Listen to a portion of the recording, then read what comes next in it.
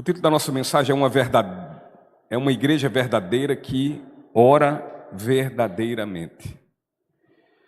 O texto que nós vamos meditar a princípio, primeira carta do apóstolo João, capítulo 5, versículo 14 e 15, que diz assim: estamos certos de que Ele nos ouve sempre que lhe pedimos algo conforme sua vontade. E uma vez que sabemos que Ele ouve nossos pedidos, também sabemos que Ele nos dará o que pedimos.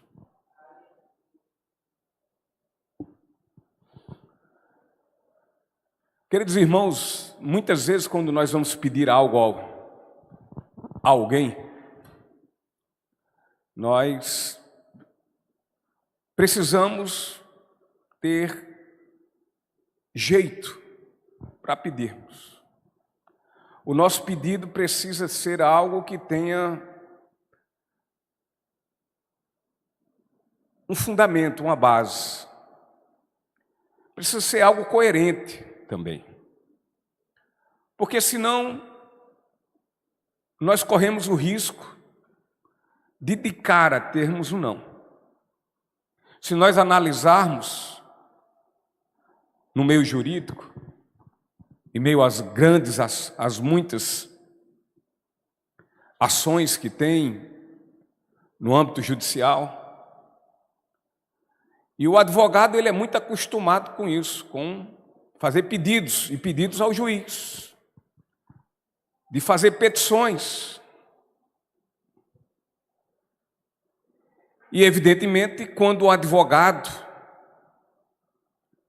ele está trabalhando numa causa, ele vai fazer um pedido que venha favorecer exatamente essa causa. Mas para isso o advogado ele precisa ser muito criterioso.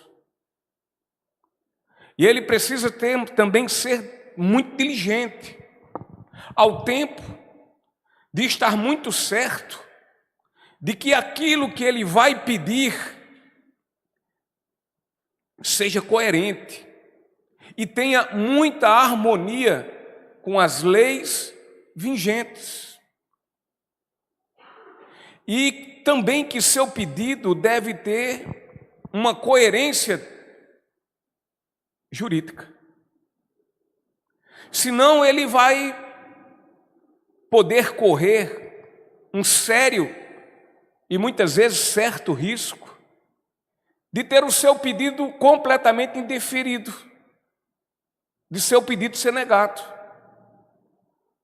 Agora, para ele obter êxito em seu trabalho processual, através das suas muitas ponderações, através daquilo que ele vai descrever, e ao fim disso apresentar esse pedido,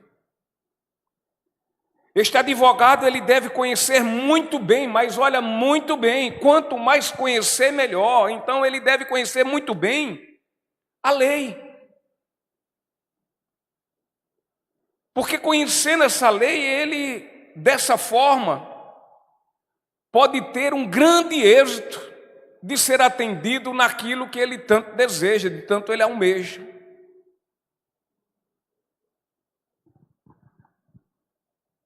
E na oração ao Senhor, as nossas petições, elas devem ser observadas e ao mesmo tempo apresentadas de uma forma bastante semelhante ao que há pouco falei, quanto um advogado a um juiz.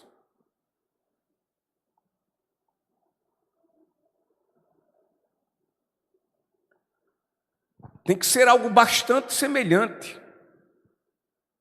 Elas devem ser coerentes e também harmônicas, só que harmônicas agora não com as leis dos homens, mas com a lei de Deus, a sua palavra.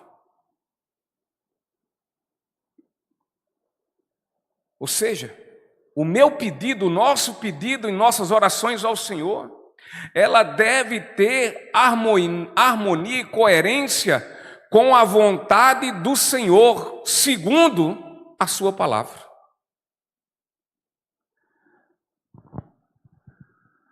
E assim como um advogado deve saber como pode se relacionar com o juiz, não diferente o cristão deve saber como se relacionar com Deus.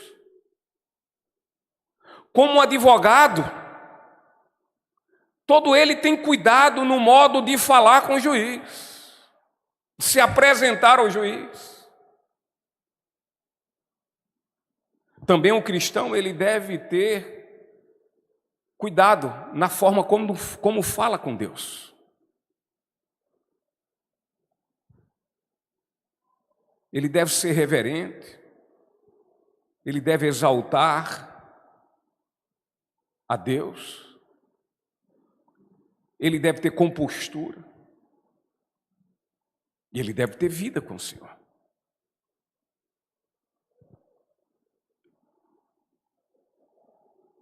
Mas como é que podemos nos relacionar com Deus? De que forma eu dirijo minhas petições a Ele? Que certeza teremos que, ao nos relacionar com Deus, naquilo que nós lhe falarmos, Ele então ouvirá?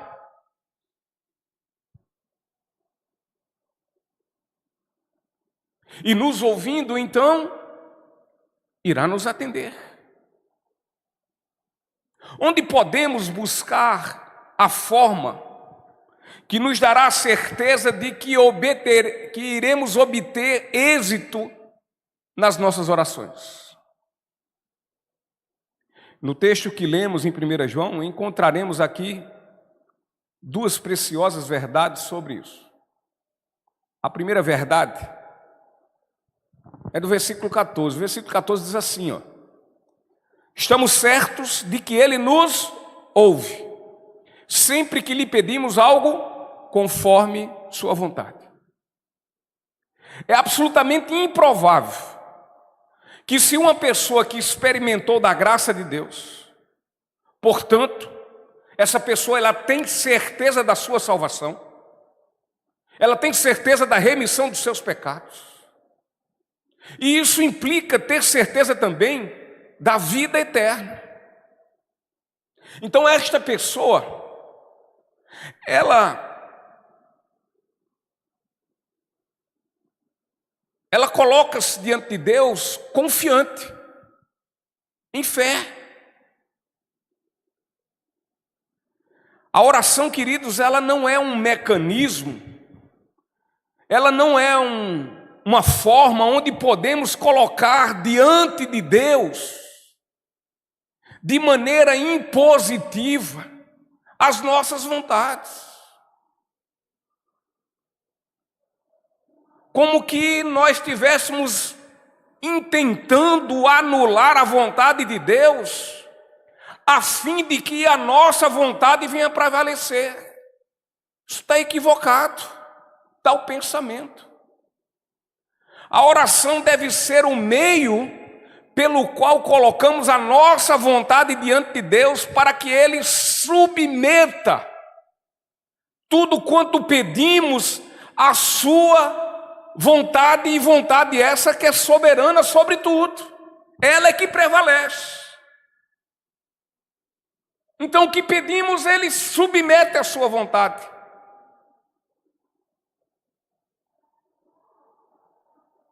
Se o que pedimos é vontade de Deus, muito por certo, Ele vai nos atender. Mas se pedimos o que não é vontade de Deus, não pode. Tem cada uma oração maluca. Eu já vi oração de pessoa fazendo a outra, e a outra diz: eu vou orar por você. De uma mulher pedindo para tomar o marido do outro, da outra. Porque Deus, segundo ela, abriu seus olhos para isso. Agora, aonde isso tem consonância com a palavra de Deus? E eu estou falando uma coisa assim, bem esdrúxula, que não precisava muito entendimento para isso. Mas tem hora que a gente fica enraivecido, porque Deus não está nos dando algo, quando na verdade esse algo que nós queremos, que nós estamos olhando e vivenciando como algo injusto, porque não recebemos, quando na verdade não temos direito sobre isso. É algo que Deus não quer para a nossa vida. Nós queremos algo, muitas vezes, pedindo a Deus coisas que está fora da vontade de Deus.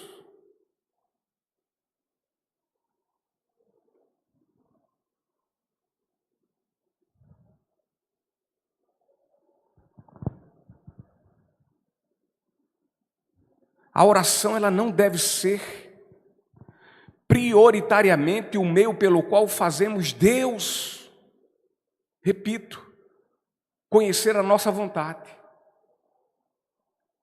mas que através dela venhamos conhecer qual é a vontade do Senhor. A oração é uma ação de fé. E a fé é o fundamento de uma vida cristã. É o firme fundamento, segundo Hebreus. E esta fé, ela deve refletir na plena, absoluta e submissa confiança na vontade de nosso Senhor. E jamais reflita numa presunçosa imposição de nossa vontade a Deus. Muitos líderes de igreja têm ensinado de forma maléfica, diabólica mesmo, e no mínimo equivocadamente, que temos que determinar, que temos que declarar a Deus todas as nossas vontades, como isso fosse o perfeito modelo de oração e uma oração de fé. E não é. Ensinar dessa forma e orar dessa forma é diabólico. Orar dessa forma, queridos, é inverter as posições. É eu me elevar e trazer Deus a se humilhar diante de mim. E dizer, tipo, diga meu servo o que tu queres. Diga meu Senhor o que o teu servo quer te fazer, melhor dizendo. Eu estou lhe ouvindo, pode pedir. Peça o que quiser que eu lhe darei.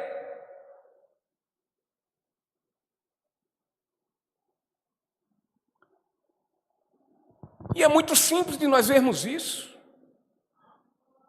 Porque quando oramos dessa forma, nós contrariamos a forma de orar que Jesus nos ensinou.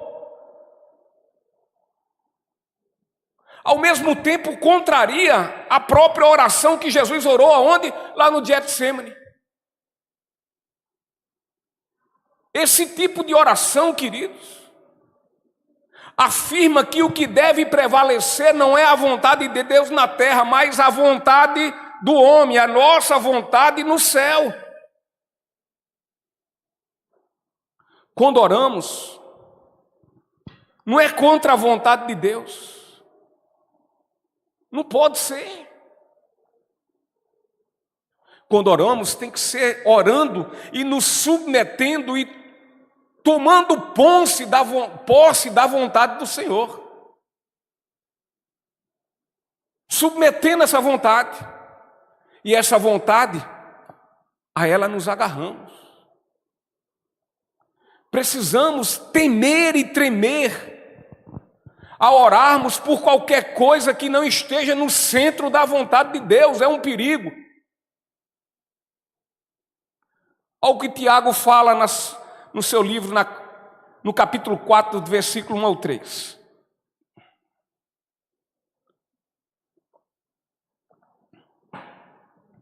De onde vêm as discussões e brigas em seu meio? Acaso não procedem dos prazeres que guerreiam dentro de vocês? Querem o que não têm, e até matam para consegui-lo. Ou outro, invejam o que os outros possuem. Lutam e fazem guerra para tomar deles. E, no entanto, não têm o que desejam porque não pedem. E quando pedem, não recebem, pois seus motivos são errados. Pedem apenas o que lhes dará prazer. Tiago nos adverte que oramos fazendo nossas petições e não recebemos porque nós pedimos mal. Não sabemos como pedir. E não sabemos porque pedimos o que são nossas próprias vontades, nossas paixões, nossas cobiças, nossos desejos. Coisas tais que estão excluídas e completamente fora da vontade do Senhor. Sim, queridos, devemos temer. Devemos sim ter medo de pedirmos erradamente, de pedirmos aquilo que não é vontade e que não tem propósito do nosso Senhor e do nosso Salvador.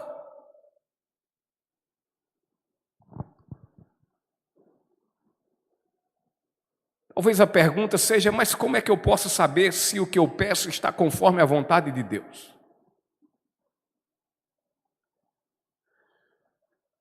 E o que eu fico pensando é, meu Deus, que tristeza, você ainda não sabe. Você ainda não sabe. Com esse tempo todo de caminhada, ainda não sabe.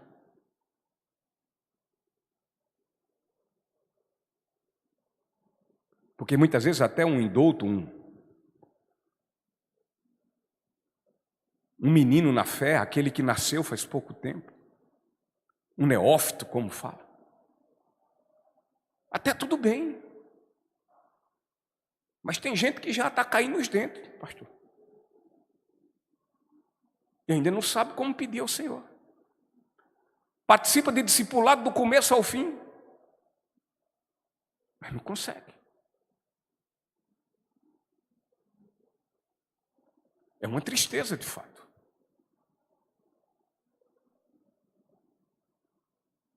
Mas a resposta não tem nada do outro mundo.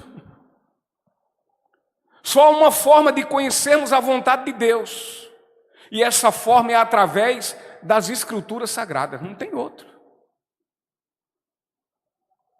Portanto, devemos estudá-la para que assim conheçamos e entendamos a vontade do Senhor, a fim de orarmos com entendimento e com discernimento. Como cristãos, nós fazemos parte do exército de Cristo, meus irmãos. E todo exército, ele é armado, ele tem arma. Um soldado precisa, então, conhecer a sua arma. Qualquer exército faz isso.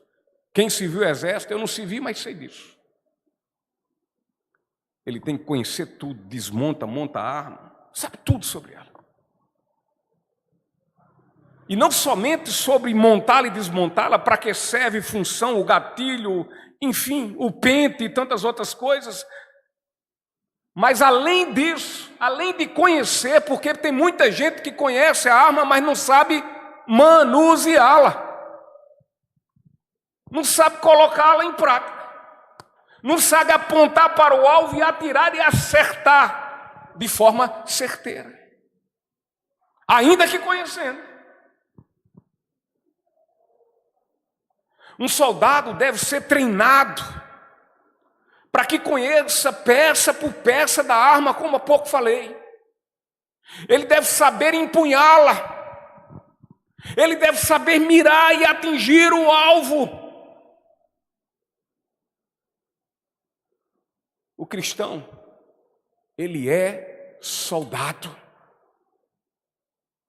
Um cristão que não se sente soldado, é bom rever a sua conversão. Porque aquele que é alcançado pela graça de Deus, ele passa agora a atuar e a servir no exército de Deus, o Todo-Poderoso. E um soldado do Senhor, ele tem à sua disposição uma poderosa arma.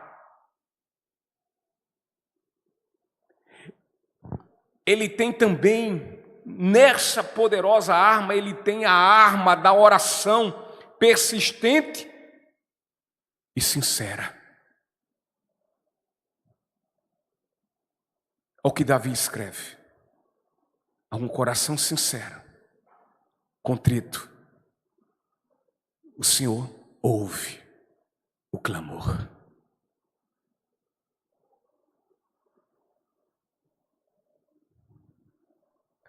Deus não está ouvindo a minha e a sua oração porque nós somos perfeitos e santos e imaculados. Porque nós não somos. Se a Bíblia nos chama de santos, mas nos chama de santos porque nós somos separados para Deus. Nós fomos tirados do mundo, do pecado e das mãos de Satanás agora para vivermos para o louvor e para a glória de Deus. Fomos separados. Estamos consagrados ao Senhor. É por isso que na Bíblia nos chama de santos. Não é perfeição, porque não somos. Então, se nós sabemos, nós por si só sabemos que não somos perfeitos, e Deus, Ele é que sabe mesmo. Agora, uma coisa Ele quer em nós, e Ele conhece a cada um aqui. Ele quer saber da sinceridade de coração. Aqueles que chegam diante dEle de forma verdadeira, com o espírito quebrantado. Aquele que chega diante dele como um verdadeiro adorador, como ele mesmo, o Senhor Jesus, disse que está a procurar verdadeiros adoradores que o adorem em espírito e em verdade, que são sinceros e que têm seus corações quebrantados e se humilham de forma submissa ao seu senhorio. É isso que Ele quer. E diante de uma oração assim, que nós façamos persistente e sincera, persistente por quê? Porque não oramos uma vez perdida, não oramos quando viemos hoje, domingo, para a igreja, mas porque oramos todos os dias e, se possível, queridos, várias vezes no dia.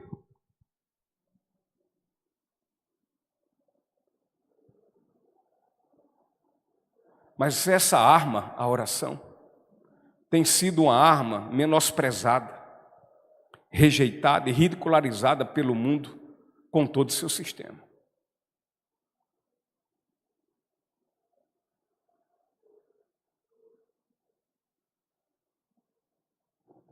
Entretanto, o cristão tem a mais poderosa de todas as armas em suas mãos. Mais poderosa que todo o poder humano deste mundo. Mas é preciso que ele entenda que não é de todo jeito que usando essa arma vai surtir um bom efeito.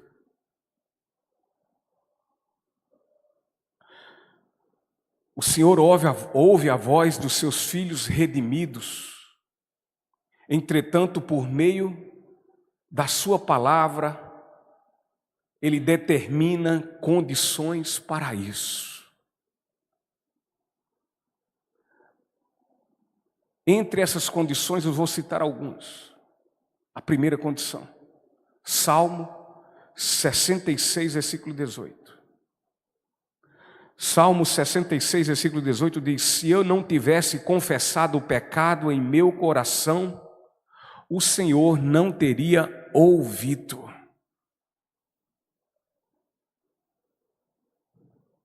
Aqui está um ponto, uma condição, para que nossa oração chegue ao seu trono. Segunda condição, 1 Pedro capítulo 3, versículo 7. Da mesma forma, vocês, maridos, honrem sua esposa, Sejam compreensivos no convívio com ela, pois ainda que seja mais frágil que vocês, ela é igualmente participante da dádiva de nova vida concedida por Deus. Tratem-na de maneira correta, para que nada atrapalhe suas orações. Agora podemos também pegar esse versículo e aplicar no lado feminino. Serve do mesmo jeito.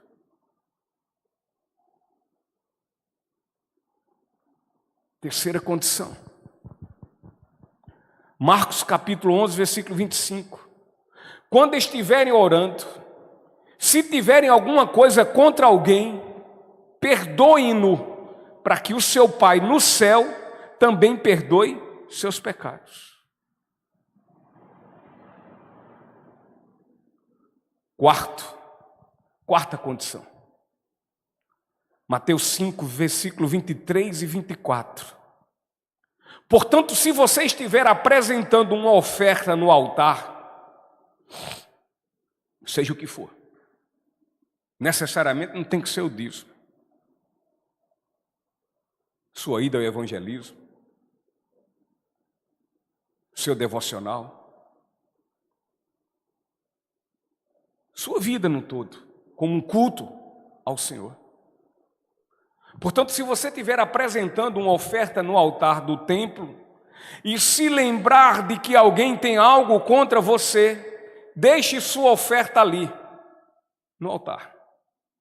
Vá, reconcilie-se com a pessoa e então volte e apresente sua oferta.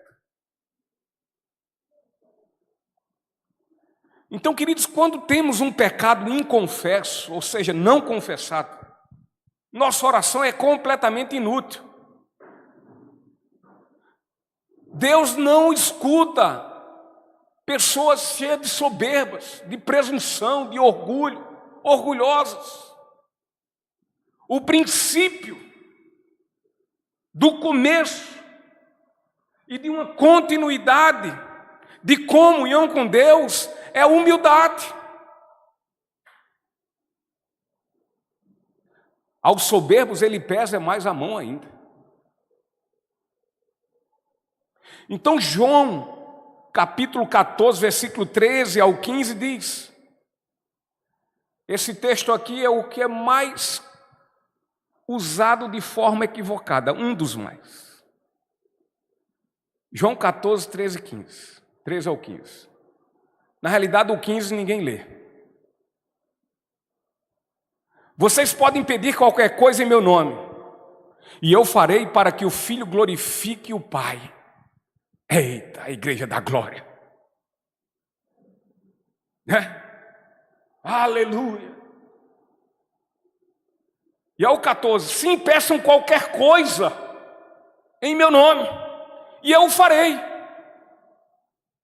Mas olha o versículo 15 que vai dizendo, se vocês me amam, obedeçam aos meus mandamentos.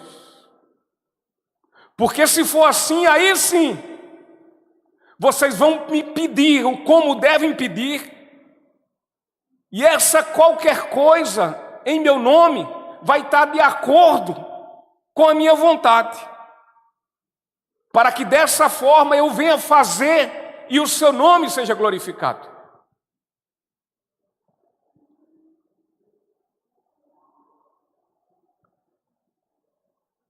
Nossa oração, ela deve ser feita em nome de Jesus e para a glória de Deus Pai, queridos. Pedimos em nome do Filho, e nos será concedido, contudo, para que o Pai seja glorificado. Aquilo que pedimos em oração tem que ser algo que o Senhor seja glorificado. Tem que trazer glória para Deus. Aquilo que nós pedimos, bênção para nossas vidas, essa bênção na nossa vida tem que ser para a glória de Deus.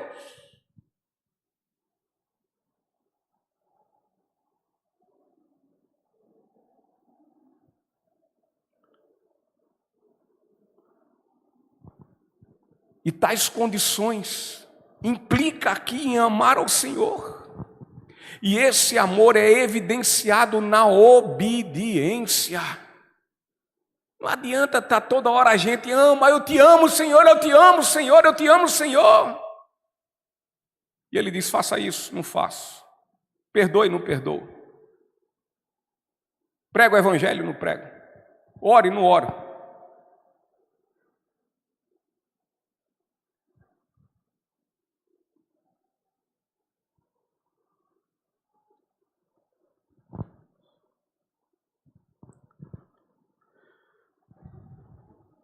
Quando oramos ao Senhor, oramos a um Deus que é onisciente. Ele sabe nesse momento o que eu estou pensando, o que João está pensando, Josete, o que todo mundo aqui está pensando.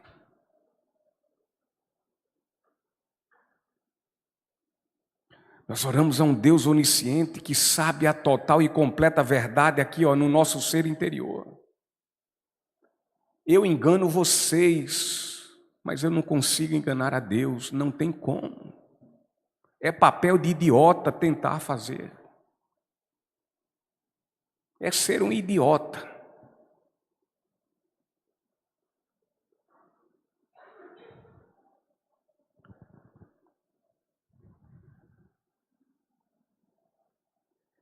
E outra, essa fé precisa ser exercitada em nossas vidas.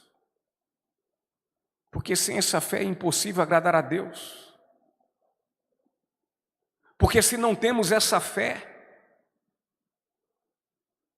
nós não conseguimos e nunca iremos nos submeter ao senhorio do Senhor Jesus Cristo.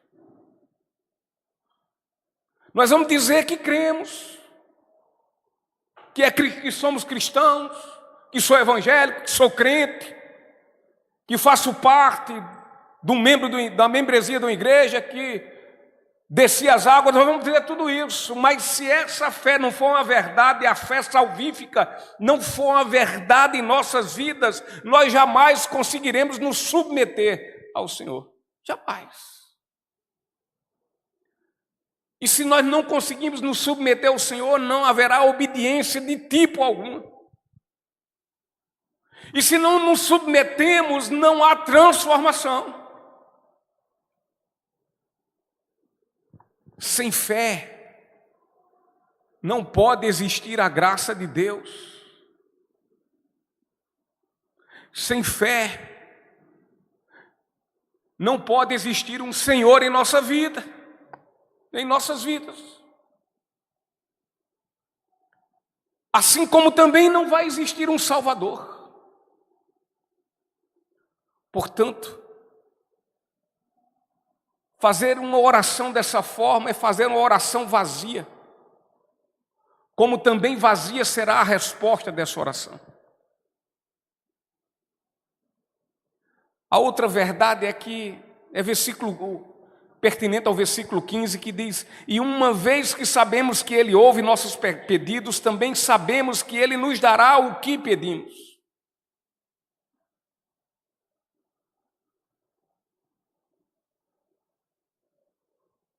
É outra coisa que o povo dá glória demais. E que dê glória. Mas dê glória com entendimento. Se pedimos em oração em nome do Filho, o Senhor Jesus Cristo, pelo poder do Espírito Santo, conforme a boa, perfeita e agradável vontade de Deus, expressa em sua palavra, pediremos a Ele como convém.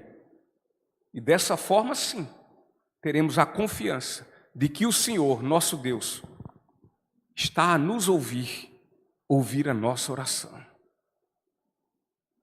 Quando oramos a Deus conforme sua vontade,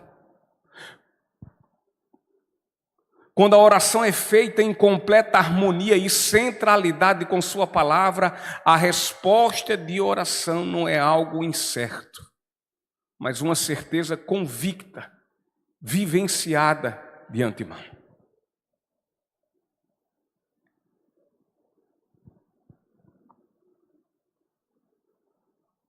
Portanto, para orarmos dessa forma, Nós não devemos pensar em orar na igreja,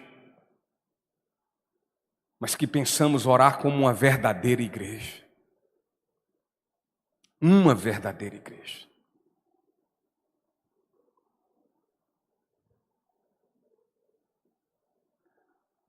Devemos orar como uma igreja verdadeira que ora verdadeiramente. Mas como é isso? A igreja primitiva, ela vai manifestar as características de uma verdadeira igreja. E vamos nós, mais uma vez, passear aqui em Atos capítulo 2, versículo 42 ao 47.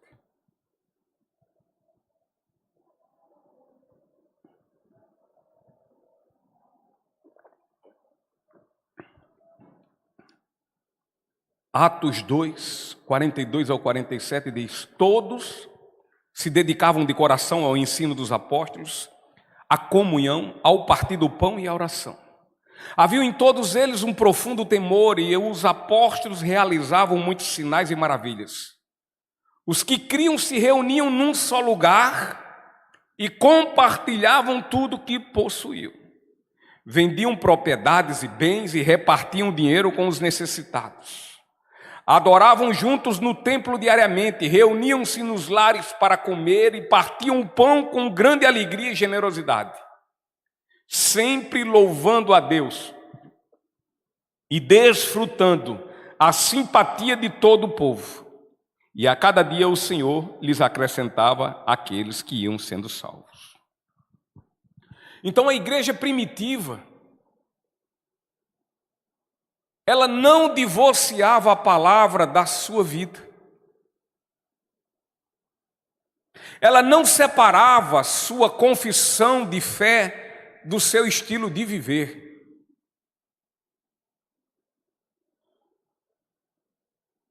Nos dias de hoje é o que nós mais vemos. É as pessoas separando a palavra de sua vida.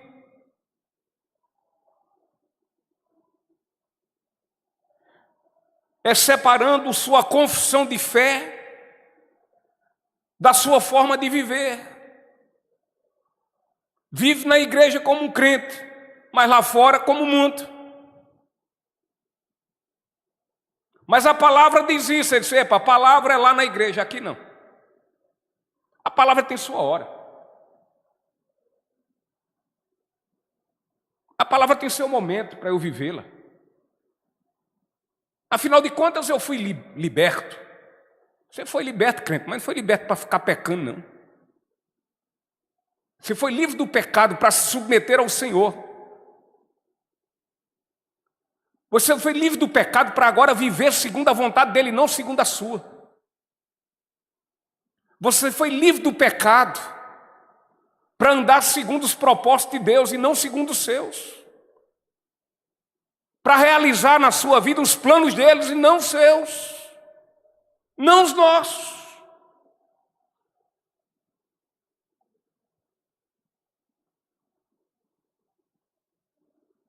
Eu vou e faço se eu quiser, eu vou tal dia e faço se por acaso me der na telha. Se eu tiver tempo, eu dou um jeitinho e apareço. Se não, amém, irmãos, vou ficar orando por vocês. Ainda fica mentindo, vou orar por vocês, viu? Podem ir para Sobrado, que eu vou orar por vocês.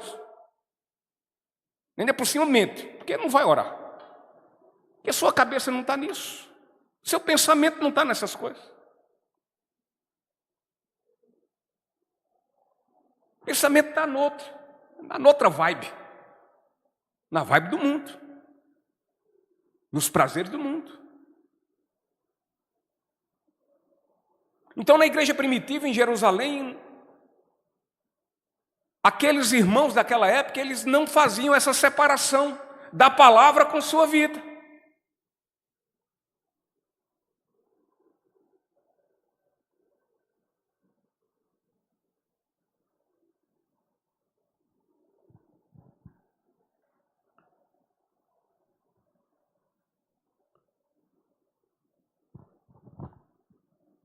Eu sei que há igrejas numericamente grandes, assim como também minúsculas, mas que são zelosas pelo Evangelho.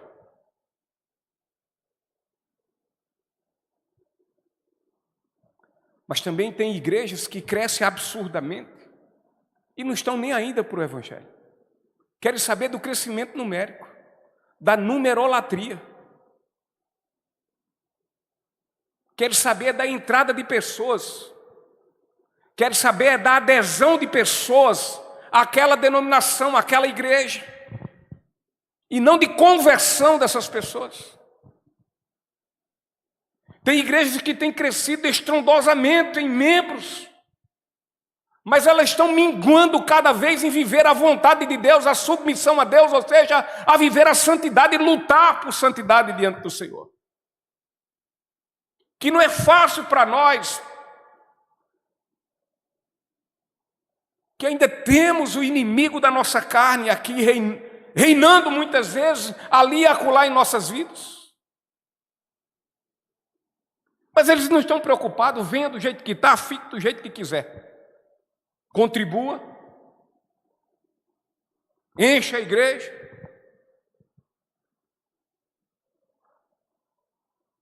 Aí eu pergunto, esse é o tipo de igreja que nós devemos amar?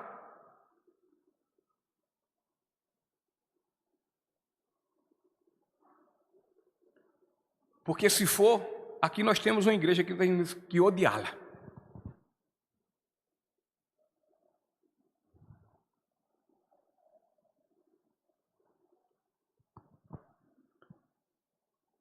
Igrejas que vivem assim são igrejas completamente desprovidas de características que vão evidenciar que de fato são uma verdadeira igreja cristã e que são cheias do Espírito Santo de Deus. Há um equívoco muito grande sobre ser cheio do Espírito. Ser cheio do Espírito é ser cheio da plenitude de Deus. É ser cheio do conhecimento de Deus, e esse conhecimento de Deus ardia aqui no coração para que nós possamos vivê-lo em toda a sua inteireza, ainda que não consigamos, mas nós lutamos. Isso é ser cheio do Espírito Santo.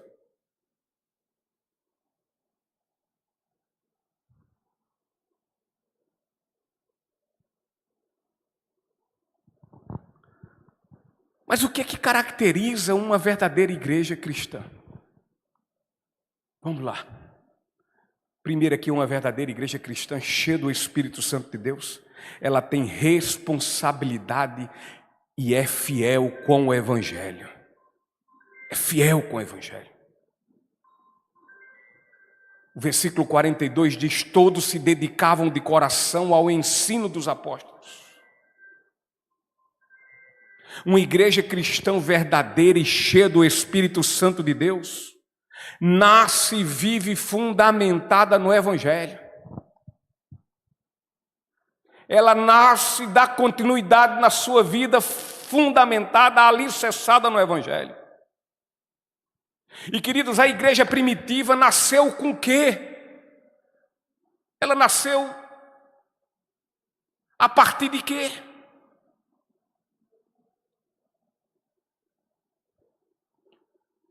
Ela nasceu com a pregação do Evangelho. Ela nasceu com o derramado do Espírito Santo sobre aqueles que creram. E o que aconteceu com estes que creram no Evangelho e que receberam o Espírito Santo? Eles passaram a continuar nessa mesma caminhada e perseverando na palavra, e uma palavra puramente cristocêntrica, onde Cristo é o centro.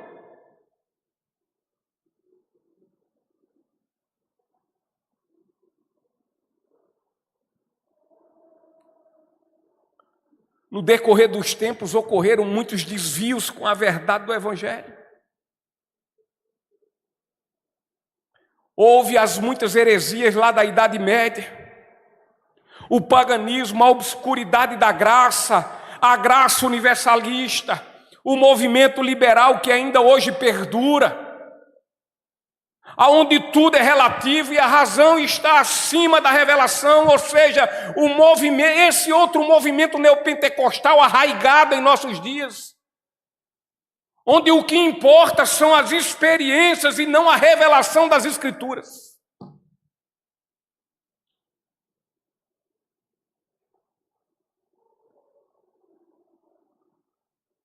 As pessoas têm largado igrejas bíblicas para se envolverem com coisas que não têm nenhum tipo de fundamento bíblico. É um chantilizinho que bota acolá, o outro que bota aquilo ali, para que as pessoas encham seus olhos, tenham água na boca por aquilo e pronto. E ali não interessa o evangelho.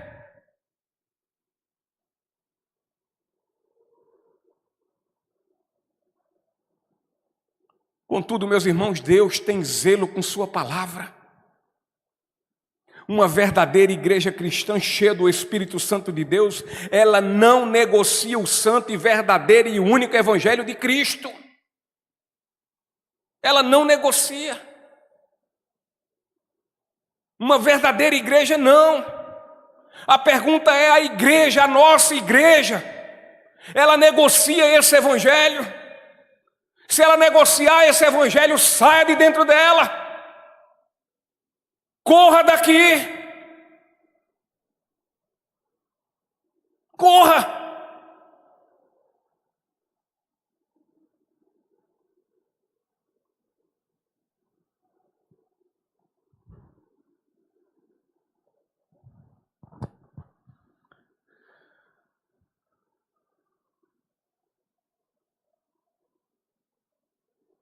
Certa vez me lembro conversando com um irmão de muitos anos, praticamente se converteu próximo de mim, um pouco antes. E certa vez, lá na sua igreja, eu lhe perguntei por certo pregador que ia para lá, e ele disse: mas rapaz, isso aqui, meu irmão, é aquela história, o que é bom a gente guarda no saco sem fundo, e o que é ruim a gente joga no saco sem fundo, ou seja, deixa ele vir. Ele fala a verdade e fala mentira. Mentira com verdade é o quê? É mentira. Tem meia verdade. Agora fazer feito, eu acho que foi Diago Martins, a comparação de um copo pela metade. Ele nem é cheio e nem é vazio. Meio vazio não é vazio. E meio cheio não é cheio.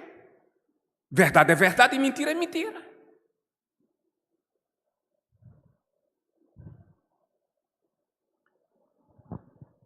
A outra característica de uma verdadeira igreja cristã cheia do Espírito Santo de Deus é que ela ora continuamente.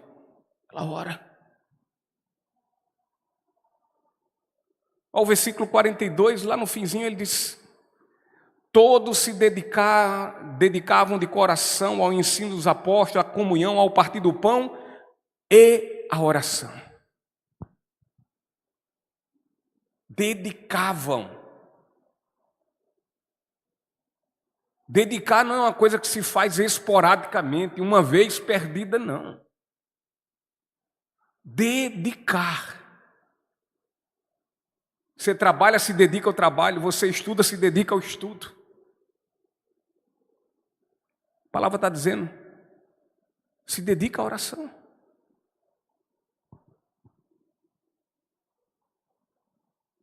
A igreja verdadeira de Jesus Cristo, ela ora continuamente com muito fervor. Era uma igreja que se colocava na total dependência de Deus. Uma verdadeira igreja cristã tem apreço, tem carinho, valoriza a oração e a palavra. Pedro foi preso, queridos, injustamente. E não havia nenhum tipo de ingerência humana que se pudesse fazer a respeito. Não tinha ninguém que resolvesse. Humanamente falando, não teria como resolver. Mas tinha uma forma de resolver. Ajoelhando-se e orando dedicadamente, perseverantemente, sucessivamente,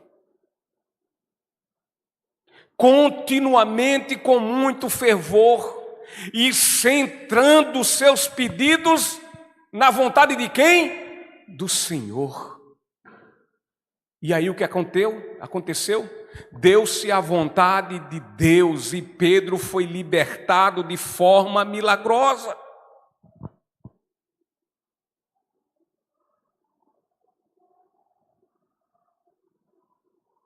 Paulo e Silas oraram na prisão e Deus, de forma literal e estrondosamente, literalmente, abre os portões do mundo para a proclamação do Evangelho.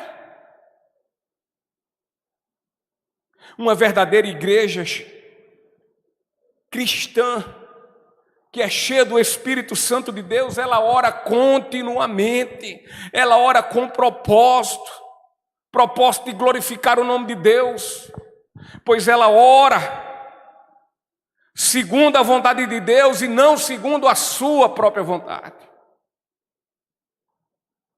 A outra característica é que uma verdadeira igreja cristã cheia do Espírito Santo de Deus, ela é unida em amor, unida.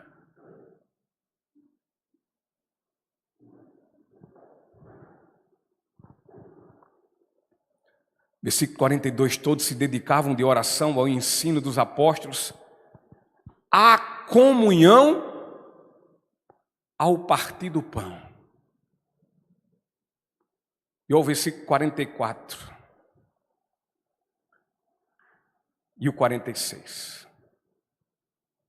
Os que criam, do 44 ao 46. Os que criam se reuniam num só lugar. Não era um num canto ou no outro. E compartilhavam tudo que possuíam. Vendiam propriedades e bens e repartiam o dinheiro com os necessitados. Adoravam juntos no templo e diariamente reuniam-se nos lares para comer e partiam o pão com grande alegria e generosidade. Ainda tem quem critique culto no lar.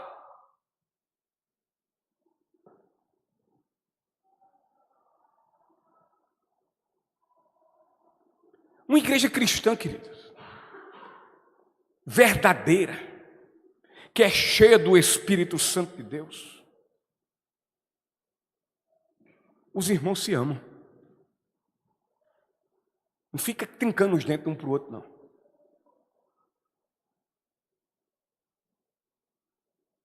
Eles vivem em comunhão e não em separação, desunidos. Isso não é igreja, não.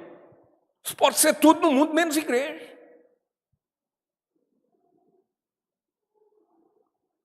Eles praticam o amor de Deus,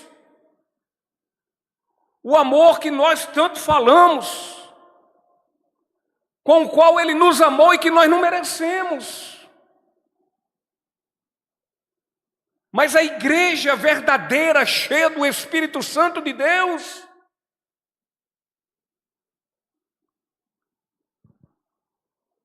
elas buscam unidade e não discórdia. Elas buscam viver em harmonia e não em contenda.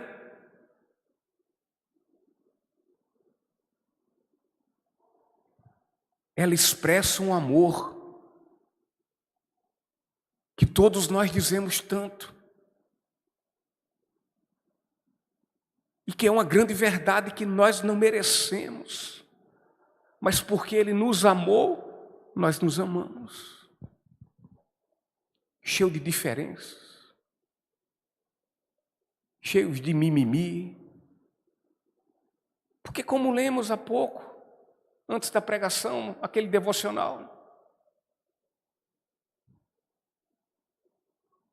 Deus amou a mim e a todos nós, que somos muito difíceis. Nós não somos fáceis, mas Ele nos ama. E Ele diz, amem também os outros.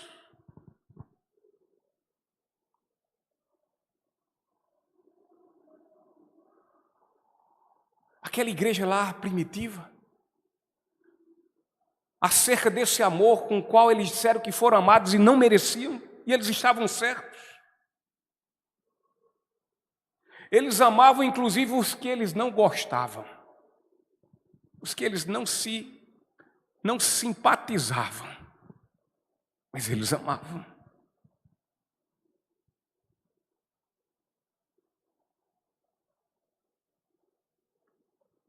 Eles partilham suas posses, suas riquezas.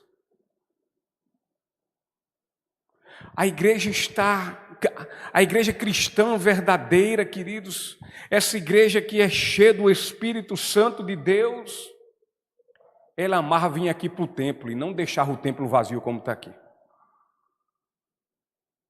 Deus sabe por quê. Talvez hoje aqui tenha gente que, em vez de vir aqui cultuar a Deus, o Deus de toda glória, aquele que que é digno de todo louvor e de toda adoração, está cultuando o seu prefeito lá na praia. E não são poucos.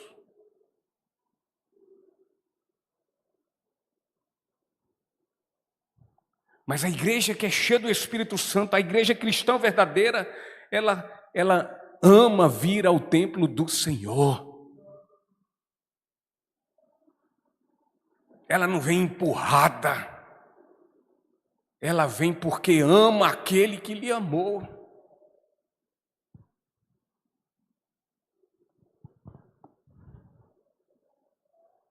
Ela se reunia em suas casas para partirem o pão. Inclusive, em especial, o pão da vida.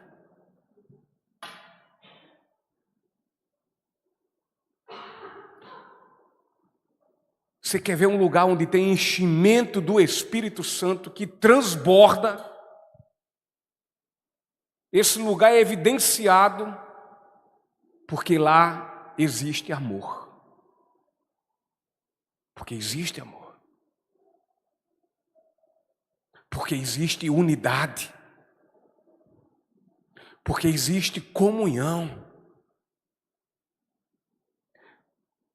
Nesta igreja, essa verdadeira igreja, os cristãos eram sensíveis à solidariedade, a ajudar, a socorrer, a vir em favor do desprovido e daquele que está carente. Volto a dizer, ela não vive olhando só para o seu umbigo. Não precisava nem o irmão ou a irmã se levantar e dizendo: eu estou precisando de ajuda. Eles ficavam vivos, de olhos vivos, a identificar a precisão do outro e ir até ele. Porque nessa igreja, verdadeira igreja cristã, cheia do Espírito Santo, ele sabia que melhor é dar do que receber.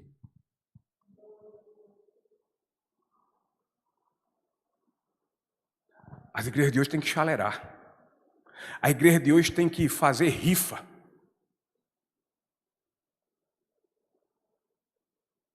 A igreja de hoje tem que fazer jantar, tem que fazer café, tem que fazer chá, tem que fazer aquilo. Tem que botar um carro para sorteio. Ou seja, eu ajudo, mas eu tenho que ganhar alguma coisa.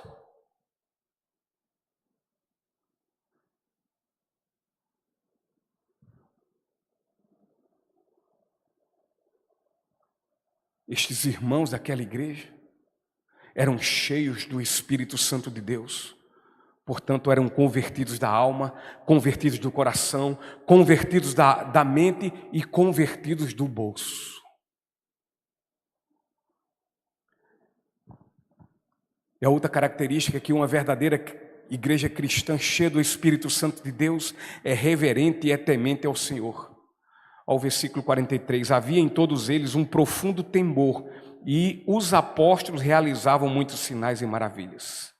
Uma verdadeira igreja cheia do Espírito Santo de Deus, ela busca viver a vontade de Deus com muita seriedade, é algo que ela leva a sério, ela não leva de brincadeira, ela não leva uma vida de santidade como qualquer outra coisa.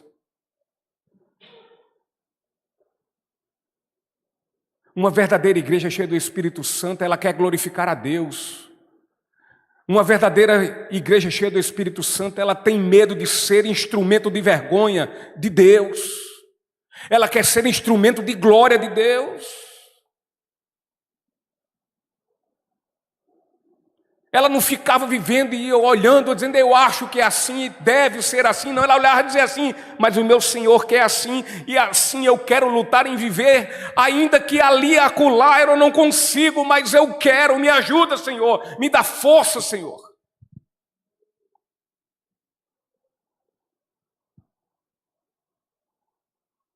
Essa igreja que é cheia do Espírito Santo de Deus, ela tem tristeza pelo pecado que comete.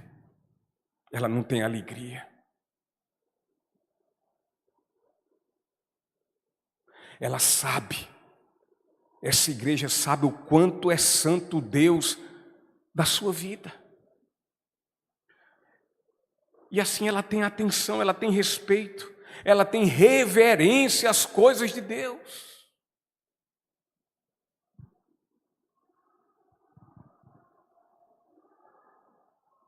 Ela entende que esse culto aqui é para ser exercido com toda reverência e respeito. Ela sabe que aqui a atenção é para Deus. Ela sabe que esse culto é para Deus. Ela sabe que esse culto é para que Ele seja glorificado e não a igreja. Ela canta para a glória de Deus, ela ora para a glória de Deus e ela escuta a palavra para a glória de Deus.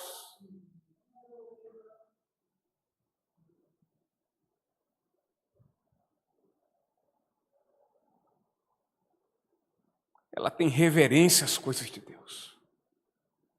Ela tem reverência ao culto. Ela tem reverência à palavra. Ela tem reverência à oração. Ela tem reverência à ceia. Ela tem reverência ao discipulado. Reverência é respeito. É um respeito que vai muito mais além. Ela tem reverência ao evangelismo. Ela tem reverência a tudo quanto é relativo a Deus e ao seu reino. Ela crê que Deus faz milagres. Ela crê que Deus cura. E ela crê que Deus salva o mais degradante de todos os pecadores. Esta igreja crê em milagres. Mas essa igreja verdadeira, ela não inventa milagres. Ela crê, mas não inventa.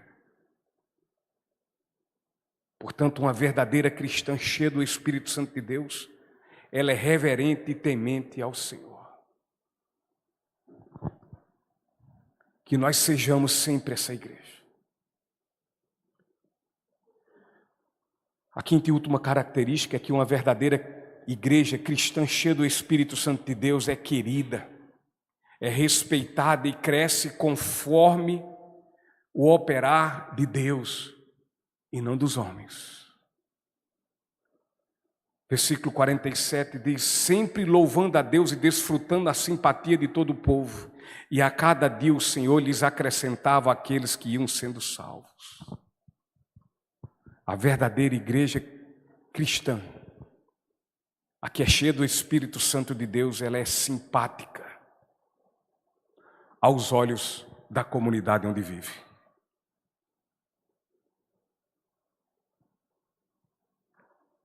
Esta igreja segue conforme a vontade de Deus. Ou seja, essa igreja, ela é sal e luz do mundo. Sal e luz. Ela não é a mesma coisa do mundo. É uma igreja porta-voz de Deus. Ou seja, ela entende que ela é embaixatriz do Evangelho. Ela entende que a responsabilidade é dela de ser reconciliadora do pecador com Deus. Não é só do pastor. Não é só de fulano ou de Beltrano. Mas ela entende que é de toda a igreja. Nesta igreja se vê crescimento. Só que esse crescimento é conforme o operar e o efetuar do Senhor. Contudo, vê-se também esta igreja crescendo, mas crescendo para o céu. em pleno conhecimento do Senhor. Cada vez mais chegando mais perto do Senhor. É uma igreja comprometida com a verdade. Não é uma igreja cheia de legalismo, de ritos e costumes.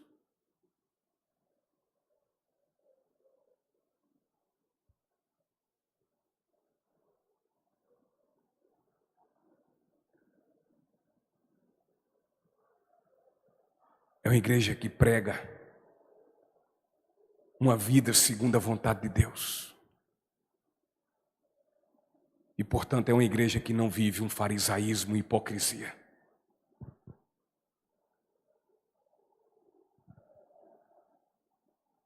Pastor Hernandes Dias Lopes, ele disse que nessa igreja de Atos,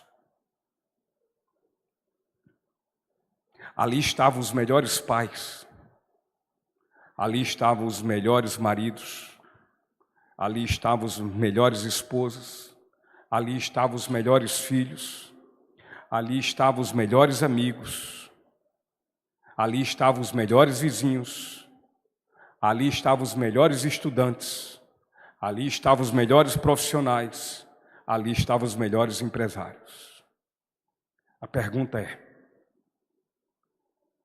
na nossa igreja, sendo ela uma igreja verdadeira e cheia do Espírito Santo, na nossa igreja tem os melhores pais, os melhores amigos, os melhores filhos, os melhores esposos, as melhores esposas, os melhores estudantes, os melhores empresários, os melhores empreendedores, os melhores profissionais, os melhores vizinhos.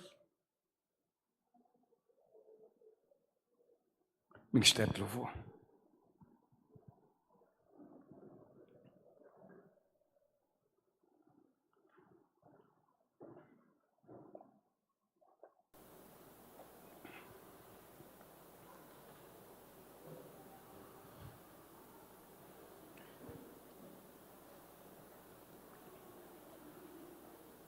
O que fazia dessa igreja grande não era o número de pessoas. Não era. Era a sua qualidade.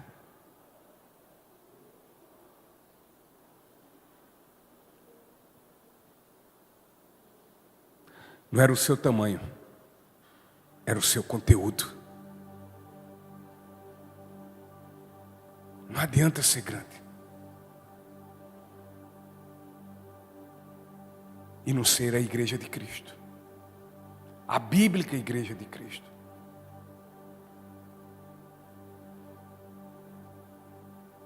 Ainda que não tenha o reconhecimento, ainda que talvez muitos digam, não, mas está tudo errado, as coisas têm que se modernizarem. Não tem um problema nenhum com modernização. Senão não estava de celular, ainda estava na época de mandar recado. Por menino. Por moleque de recado, como dizia antigamente. Vai ali, avisa ali o pastor Antônio. Eu tenho um celular, eu uso o WhatsApp. Não tem problema nenhum com modernidade. O problema é que a modernidade que querem trazer para dentro da igreja é uma modernidade que não glorifica o nome do Senhor. E é isso que tem brilhado nos olhos de muitos. A modernidade do mundo. Tem muitos que estão pegando por estratégia de trazer as pessoas para a igreja, inserindo dentro da igreja o mundo. Porque vai ser melhor para eles. Quando o que a gente tem que apresentar, Mari, é Cristo. Porque se Cristo não for minha motivação, Gabriel, e nem a sua, tu já tinha corrido. Eu já tinha corrido, José. Se Cristo não fosse tua motivação, mas tu ia ficar feito uma bestalhada ali no meio da rua, em cima da calçada, dizendo glória a Deus. Diz glória a Deus quem experimentou da glória de Deus e disse sem vergonha.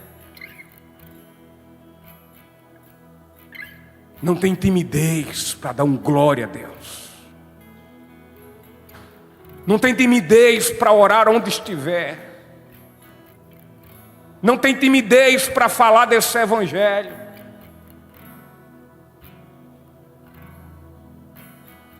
Tem tempo para esse evangelho. Ainda que não tenha tempo, mas arruma.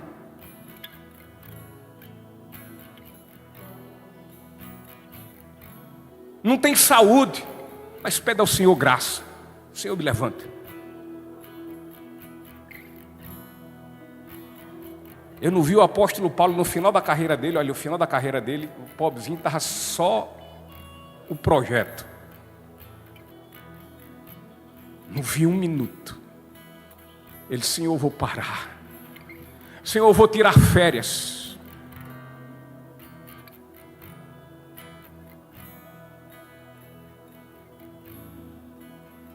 Não vi.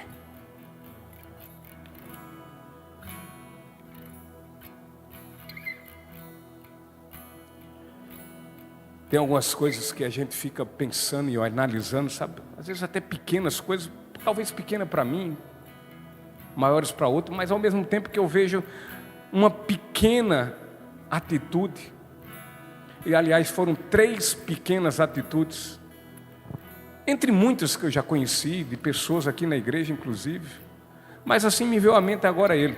Talvez foi por causa da foto, não tem a foto de Alisson, né, evangelizando? Alisson, quando foi para Campina Grande,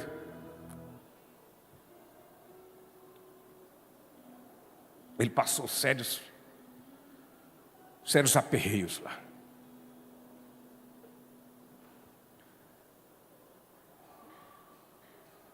Ele estava desempregado, somente Roberta trabalhando, e você sabe que o homem como é que fica? O homem que é homem, como é que fica numa situação dessa? Homem que é homem, se for homem de Deus, aí pronto, dá a moléstia mesmo. E ele teve, nesse período de grandes turbulências, carro com motor batido, sem pneu, desemplacado. E vieram 3 ofertas de emprego para ele. 3, ele disse não, não e não. E sabe por quê? Porque essas ofertas de emprego iriam privá-lo de caminhar com Jesus. Em outras palavras, eu entendo que o irmão disse: eu preferi ir para o céu e morrer logo. O que é bem melhor do que viver longe do meu Senhor por conta do emprego, quando aquele que é fiel, aquele que prometeu é fiel, e ele disse: não lhe faltará nada. As suas necessidades, todas elas, eu lhes darei. Eu dou as aves do céu. E eu não morri pelas aves do céu. Eu visto os lírios dos campos. E eu não morri pelos lírios dos campos. Mas eu morri por você, Alisson. E ele disse: eu creio, Senhor.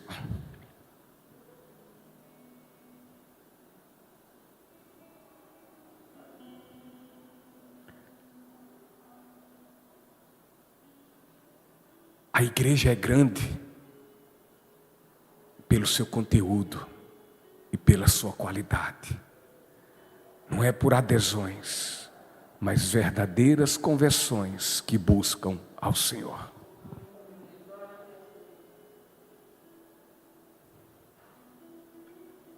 Aquela igreja ia crescendo, mas crescendo, irmã Lourdes, com vidas salvas, com conversões e não com adesões. Olhando para as características dessa igreja, a pergunta que fica para nós é uma: Eu, você, nós nos identificamos nessa igreja e com ela. Eu sou essa igreja verdadeira, cristã e cheia do Espírito Santo. Porque esta é uma igreja verdadeira e que ora verdadeiramente. Esta é uma igreja que ora e que é ouvida pelo Senhor e é atendida, sendo para o louvor da glória do Deus dessa igreja. Amém? Vamos nos colocar em pé e vamos louvar ao Senhor nosso Deus.